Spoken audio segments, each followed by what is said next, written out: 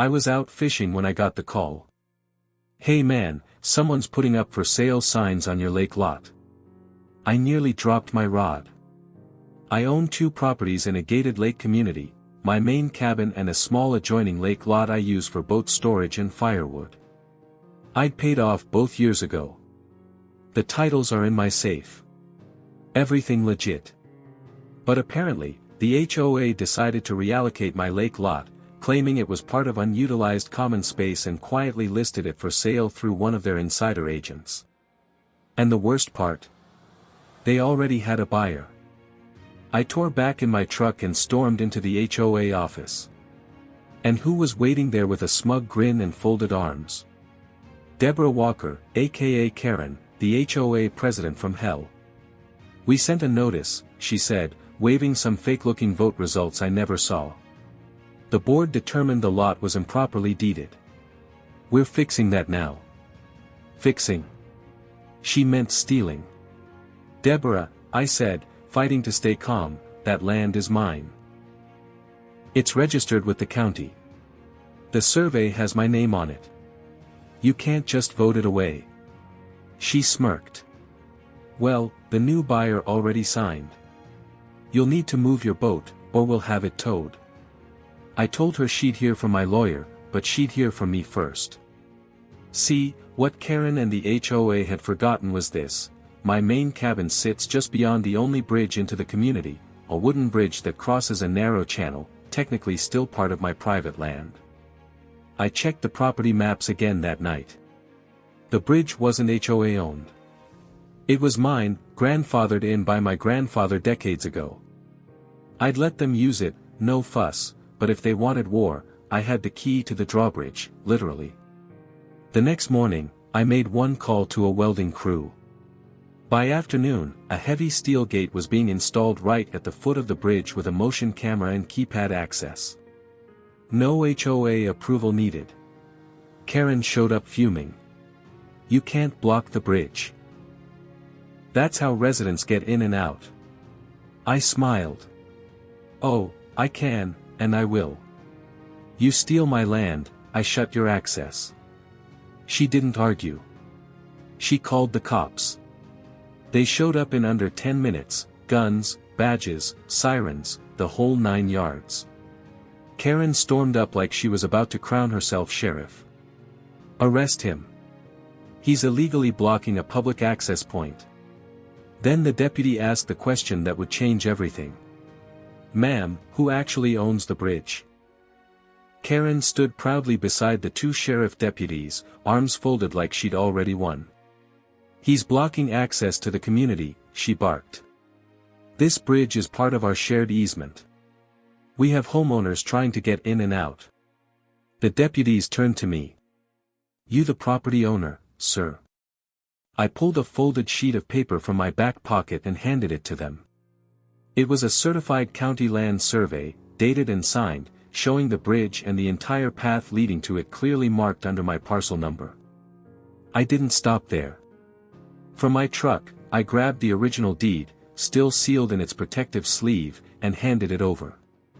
It even included a highlighted note from the county recorder confirming that the bridge had been constructed by my grandfather before the HOA even existed. The deputy raised an eyebrow. "Says here this is private land, and that includes the bridge." Karen started to sweat. "That can't be right. We've used that bridge for years." "Use doesn't mean ownership, ma'am," the deputy said. "You might want to take this up in civil court, but right now, this man has every legal right to control access to his property." I could have died laughing. Karen's face turned redder than her wine collection. "You don't understand. He's doing this out of spite. He's trying to punish the HOA." The second deputy chimed in, "If someone sold off his land without due process, I'd probably do a lot worse." The best part? A small crowd of residents had gathered nearby, watching it all unfold. Phones out, recording, whispering things like, "Wait, they sold his lot. I didn't vote on that. I thought he donated that land." Karen caught wind of it and snapped, "Everyone, just go home." But the damage was done. As the deputies left without removing my gate, I turned to the gawkers and raised my voice. For the record, folks, the HOA sold my lake lot without my consent. I'm locking this bridge until that land's back in my name. If you're mad, take it up with your beloved president. Whispers turned to murmurs. That night, I got 6 emails from neighbors apologizing for not knowing and asking how they could help. But the real gift came the next morning. An anonymous envelope was slid under my door. Inside, a printed email thread between Karen and the HOA board, proving they knew it was my land all along. I stared at the printed email thread like I'd found gold. Because I had. Karen and the HOA board had openly discussed selling my land, even though several members raised doubts. One email stood out like a bullet in a glass case. Yes, we're aware the deed still shows my name as the legal owner, but he hasn't used the lot in a year. If we push it through quietly and get the right buyer, we can clean it up later. The bridge won't be an issue.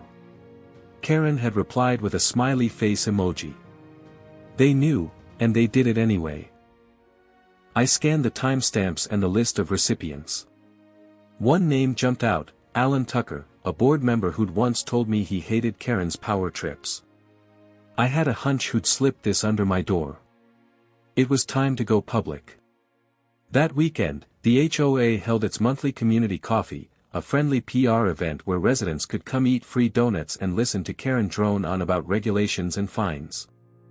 I showed up early, waited, watched, and right when Karen got up to talk about community trust, I stepped forward. Sorry to interrupt, I said, holding up the email printouts, but I think everyone here deserves to know what the HOA has really been doing behind your backs. People turned, phones came out, the room shifted from casual to courtroom. Karen's smile froze. This isn't on the agenda. It is now, I said. I handed copies of the emails to nearby residents and began reading aloud.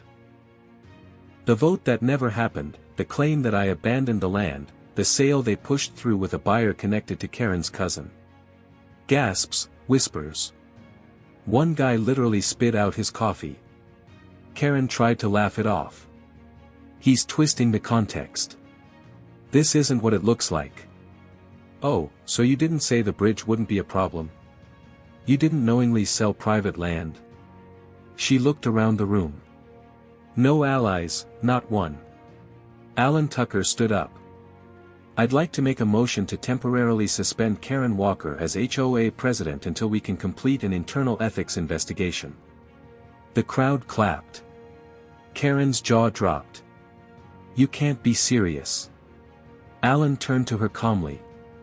You sold someone else's land, tried to spin it, and then sent the cops when it backfired.